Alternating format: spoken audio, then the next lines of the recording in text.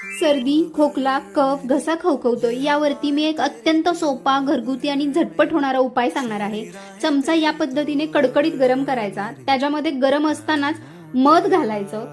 चिमूटभर हळद, चिमूटभर काळं मीठ, ब्लॅक पेपर पावडर घालायची, व्यवस्थित ते मिक्स करायचं आणि हलकसं गरम असतानाच तुम्ही ज्यांना हा त्रास होतोय त्यांना हे प्यायला द्यायचं। रेग्युलर दिवसातून 2दा द्या, फरक नक्की पडेल, आराम पडतो आणि झटपट उपायांसाठी आम्हाला फॉलो करा, लाईक करा, शेअर करा, सेव्ह करा, कॉमेंट